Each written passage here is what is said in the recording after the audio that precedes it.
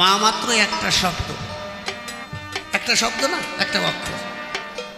এই একটা অক্ষরের ভিতরে যে কত মধু ভরা, যতদিন মা বেঁচে থাকে এতদিন বুঝতে পারবে না, যেই মা চলে যাবে সেই বুঝতে পারবে না। যে একটা শব্দ মা আর বাবা শব্দ লিখতে গেলে দুটো অক্ষর প্রয়োজন। বাবার যে ভূমিকা কম তা আমি বলছি না, বাবার ভূমিকা কতটা আমি যদি বলি আপনারা বুঝতে পারবেন। আপনারা লক্ষ্য করে দেখবেন যারা পিতার সমতুল্য আছেন, সংসারে মা কি করে বাবা কি করে। বাড়িতে যদি কোনো আত্মীয় স্বজন আসে, মাছ মাংস যদি রান্না করে, দেখবা রান্না বান্না করে মা পরিবেশন করছে, আর ওদের সাথে কেন বাবাও বসতে পারে খেতে, তাই না? কিন্তু একদিন তাকায় দেখবা দি মা কি খায়, সবাইরই দেওয়ার পরে এক মুষ্টি ভাত নিয়ে মা কোরোর ভিতরে ওই যে ঝাল তেল লাগিয়ে থাকে ওইটা গুল্লি দিয়ে খায়, লক্ষ্য করে দেখবা। কিন্তু তারপরেও মা মুখ দিয়ে বলে না যে আমার জন্য একটু রাখলাম না। এ হচ্ছে মা। আর বাবা কেমন? বাবা হচ্ছে দানাদার, আছে না, উপরে শক্ত ভিতরে নরম। বাবারে দেখলে মনে হচ্ছে বাবা শাসন করছে, কিন্তু বাবার ভিতরে যদি কেউ ঢুকে দেখে সে জানে বাবা কেমন। ছোট্ট একটা উদাহরণের মাধ্যমে বলি। একজন গরিব মানুষ, অত্যন্ত গরিব, এই এলাকা তো প্রায় গরিব, খুবই গরিব মানুষ। ছেলে একটা মানুষ করেছে, কলেজে পাঠিয়েছে, কিন্তু ওই বাবা কাজ করে ওই স্টেশনে কুলির কাজ করে, বুঝলে? কুলির কাজ করে, ওই কুলির কাজ করতে করতে করতে করতে বাবা ছেলে মেয়ে মানুষ করে 30,000 টাকা ব্যাংকে জমাইছে। জমানো কেন? যে ছেলে বড় হয়েছে, ছেলেকে বিয়ে দিতে হবে।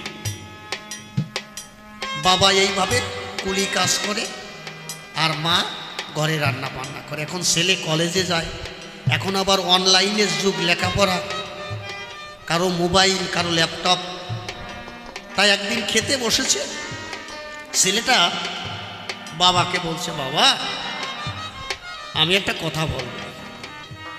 আর বাবা কি করেছে, ছেলের মাথার মধ্যে হাত দিয়া মানে আদর করে বলছে, বলো বাবা কি। কিন্তু বাবা জানে না যে কি হবে। বাবারে বলছে, বাবা সবাই কলেজে যায়, অনলাইনের যুগ, আমারে যদি একটা ল্যাপটপ কিনে দাও আমার লেখাপড়াটা ভালো হয়। ওই মাথার পরে হাত ছিল, হাত আস্তে আস্তে নামিয়ে গেছে। আচ্ছা কুলিতি কয় টাকা পাই, ল্যাপটপ কিনতে পারে নাকি? এখন বাবা বলছে ছেলের কাছে, বাবা খাও পরে বলবা। ছেলে খেয়ে দিয়ে চলে গেল, আর স্বামী স্ত্রী দুইজন খেয়ে রাত্রে শুয়ে পড়ল। এখন স্ত্রী রাত্রে স্বামীকে বলছে, শুনছ কি, তুমি ছেলেকে তো কিছু বললে না, কয় টাকা আছে কিনে দিবা কিনা? এখন বাবা বলছে, আমার কাছে পয়সা আছে নাকি, 30,000 টাকা জমাইছি, ভাবছি ছেলেটারে বিয়ে দেবো। কষে থাক পরে দেখবানি, ছেলের এক ল্যাপটপ কিনে দাও। বাবা বলছে 100 টাকা 200 টাকা জমাইয়া 30,000 টাকা করেছে। চোখের জল ফেলে বাবা সকালবেলা ল্যাপটপ কিনতে চলে গেল। দেখো বাবা কি করে, একটা ল্যাপটপ কিনে ছেলের হাতে দিয়ে, ছেলে দেখে বাবার চোখ দিয়ে জল পড়ছে দর দর করে।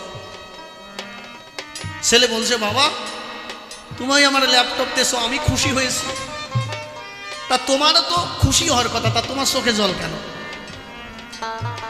বাবা বলছে, আনন্দে জল পড়ছে বাবা। ঠিক আছে, ছেলে ল্যাপটপ নিয়ে খুশি, বাবা আবার সেই কুলির কাজ করছে। এইভাবে প্রায় 6 মাস কেটে গিয়েছে। 6 মাস পরে ওই ছেলে আবার খেতে বসে আবার একদিন বায়না করছে। বাবারে বলছে, বাবা সবাই কলেজে যায় বাইক নিয়ে, বুঝলে, বাইকের একটা শখ তাই আমার পাশ দিয়ে বুম বুম করে চালায় যায়, তুমি আমার একটা বাইক কিনে দাও। বাবা খেতে বসে বলেই ফেলেছে, বাবা আমার কাছে পয়সা নাই, আমি দিতে পারবো না। ছেলে বলছে, বাইক দিতে পারবা না, তার জন্ম দেশো কেন? সাধারণ একটা বাইক দিতে পারবা না? বাবা কোনো কথা বলেনি, বাবা খুব চোখের জলে ভাসছে। সকালবেলা আগের আগে খাতি বলছে, সকালবেলা ছেলে ভাত মুখে দেওয়ার আগে বলছে, বাবা ভাত মুখে দেবো যদি বাইক কিনে দাও। বাবা আবার চোখের জল ফেলে বলছে, বাবা আমার কাছে পয়সা নাই। ওই ভাতের থালা ধরে বাবার মুখে সালাই মারছে, বাবার মুখে চালিয়ে মারছে, ওই তরকারি টরকারি সব বাবার মুখে পড়ছে। ছেলে বলছে, এই যে বাড়ি থেকে বেরিয়ে গেলাম, আর কোনোদিন আসবো না। আরে সামান্য একটা বাইক কিনে দিতে পারলাম, আরে বাবা হয়েছে তুমি। বাবা বসে আছে, মা কি করেছে, নিজের আসন দিয়ে স্বামীর মুখখানা মুছাই দিচ্ছে। বলছে, তোমার মুখে ঝাল গেছে? বলছে, না মুখে জ্বলছে না, আমার বুকে জ্বলছে।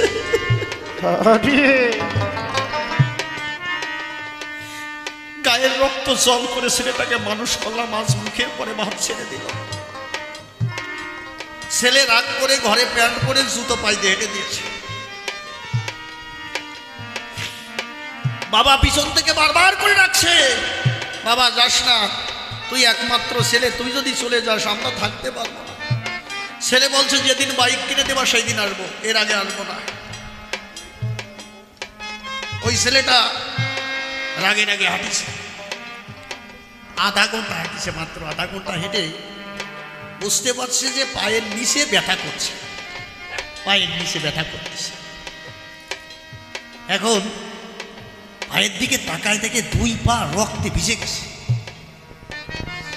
ভিজে গেছে কারণ হচ্ছে বাবা ওই যে কুলিগিরি করে যে জুতো ভাই দিয়া, ভুল করে ওই বাবার জুতো ভাই দিয়েছে। এখন দেখ বাবার জুতো পাই দিয়েছে, বাবার জুতোর এখন একখান জুতো খুলে দেখে,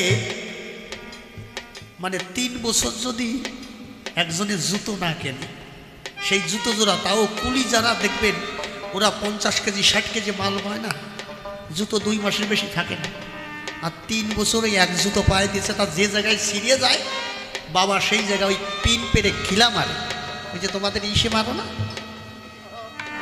ওই পেরেকগুলো মারে, যে জায়গায় ছিঁড়ে যায় সেই জায়গায় মারে। ওই পিন পেরেকের মাথায় যে সুসালো থাকে,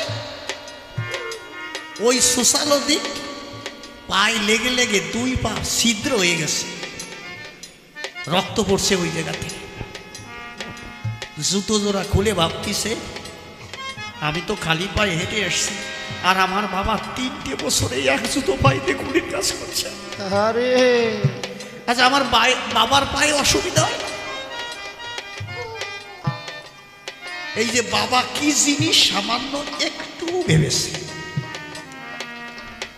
জুতো জোড়া নিয়ে বসছে, দেখে দুটো জুতোই এমন ভাবে খিলা লাগাইছে সাধারণ মানুষ পায়ে দিতে পারবে না, পা ফুটো হয়ে যাবে।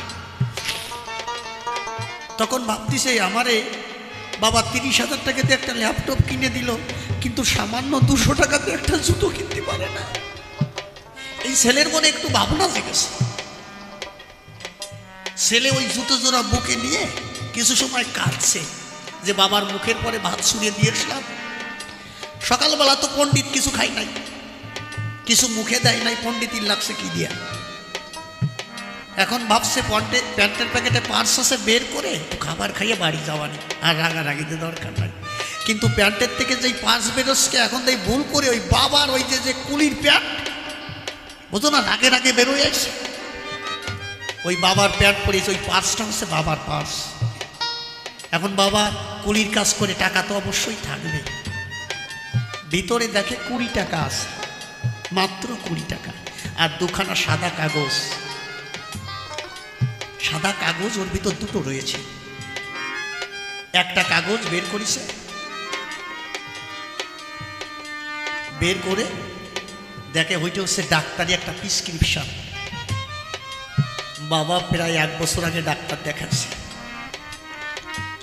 কয়বার যে ডাক্তারের কাছে গেছে প্রত্যেকটা ডেট লেখা আছে, কিন্তু ডাক্তার প্রতিবার লিখে দিয়েছে যে আপনার পায়ের রোগ ভালো হবে আপনি যদি নতুন একজোড়া জুতো কেনেন। নতুন জুতো না কিনলে আপনার পায়ের রোগ কখনো ভালো হবে না। দেখেছেন, ছেলেটা ভাবছে আমার বাবা নতুন একটা জুতো কিনতে বলছে, ডাক্তারে বারবার করে কিনে না। বাবা কি করেছে, এবার আরেকটা কাগজ বের করেছে। এখন দেখে ওইটা হচ্ছে লোনের কাগজ, মানে যখন রাত্রে বলেছিল বাবা সঙ্গে সঙ্গে একজনের কাছ থেকে লোন তুলেছে। একটা কাগজ, ওইটা হচ্ছে লোনের কাগজ। ছেলে বুঝতে পারছে বাবা লোন তুলছে কি জন্য। ছেলে করে সে কই কাগজটা তো ভিতরে রেখে জুতো জোড়া নিয়ে বাড়ির দিক দৌড়াইছে। বাড়ি দেখে বাবা সকালবেলা ভোরে একখানা স্কুটি কিনে দরজায় বসে রয়েছে ছেলের আশা। ছেলেটা দৌড়ে গিয়ে বাবার কাছে ওই জুতো জোড়া ফেলে দিয়ে বাবার পা জড়ায় ধরে করছে, বাবা আমার স্কুটি চাই না, আমার কিছু চাই না, কথা নাও, আগে তুমি এক জোড়া জুতো কেন। জন্ম জন্মান্তরে পিতার মতো ত্যাগী জগৎ সংসারে কেউ নাই। জয় জয় হরিগুরু চালাতে প্রীতি প্রমাণ মনে হরি বল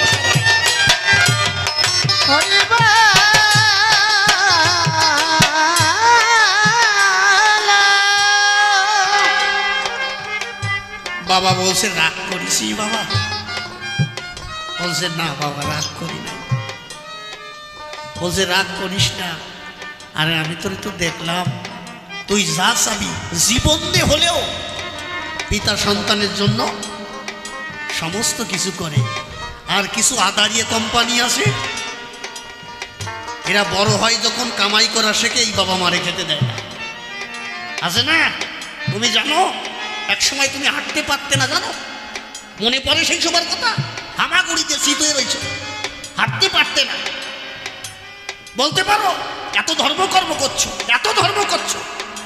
তুমি যখন ভূমিষ্ঠ হয়েছিল, মাতৃকোল থেকে যখন ভূমিষ্ঠ হয়েছিলে, মাত্র বেশি সময় নাই, আধা ঘন্টা পরেই চিল্লাপাল্লা শুরু করে দিয়েছিলে খাবার জন্য। বলতে পারো তখন কোন কৃষ্ণ এসে তোমার মুখে খাবার দিয়েছিল?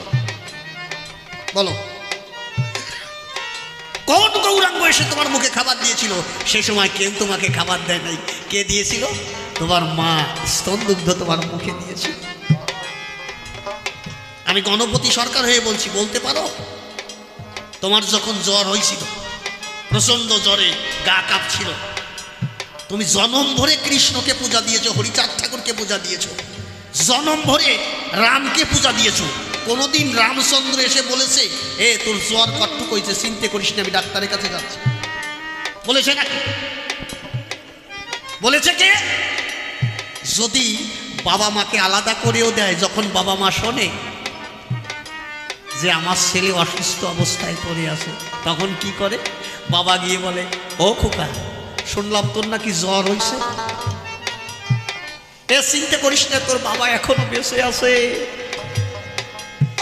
যদিও বাবাকে পর করে দেয়, আলাদা করে দেয়, ওই বাবা ওই ছেলেকে নিয়ে ডাক্তারের কাছে যায়, কোনো ভগবান তখন কিন্তু থাকে না। এই জন্য ধর্মে বলেছে কি? পিতা স্বর্গ, পিতা ধর্ম, পিতা হি পরমন্তপ, পিতরি পিতিমা পণ্যে পিয়ন্তে সর্বদেবতা। কোথায় খুঁজছো ভগবান? তুমি এই যে ধর্ম করছো, পিতাই তোমার কাছে ধর্ম, পিতাই তোমার কাছে স্বর্গ। আলাদাভাবে স্বর্গ খুঁজতে যেও না। পিতা স্বর্গ, পিতা ধর্ম, এই পিতা হি পরমন্তপ, পিতরি পিতিমা পণ্যে পিয়ন্তে সর্বদেবতা। যদি পিতা মাতার ভজনা করতে পারো, সকল দেবতা খুশি হয়। আর জননী জন্মভূমিষ্য স্বর্গাদপি করিয়সী, মা হচ্ছে স্বর্গের উপরে। এই জন্য হরিচাঁদ ঠাকুর পরিষ্কারভাবে বলেছে পিতা মাতাকে ভক্তি করো। যদি পিতা মাতাকে কেউ ভক্তি না করে, সে কোনোদিন ভগবান দর্শন হবে না। প্রত্যেকটা সাধু তার পিতা মাতাকে ভজন করে এরপরে হরি পূজা করেছে। আমরা কি করেছি? আমরা ঠাকুরের জন্য বড় বড় ভোগ আনি, কিন্তু আমরা ঈশ্বরকে দিই, কিন্তু সম্পূর্ণভাবে ঈশ্বরকে আমরা সমর্পণ করি না, জানো? ঈশ্বরকে আমরা সম্পূর্ণভাবে সমর্পণ করি না। কেন করি না? কারণ আমাদের মনের ভিতরে গলদ আছে। আমি বললাম না, ভালো একটা জিনিস দেখলে বাজারে গিয়ে পরীক্ষা করে দেখবেন, ভালো কোনো বস্তু দেখার সঙ্গে সঙ্গে নিজের সন্তানের কথা আগে মনে পড়ে যে এই ফলটা ভালো রে, এই ফলটা বাড়ি নিয়ে আমার মেয়েটাকে দেবো। কি সত্যি কথা কি না? বাড়ি বাজারে ভালো একটা পাকা আম দেখবেন, ওই আম দেখে মনে পড়বে আপনার সন্তানের কথা।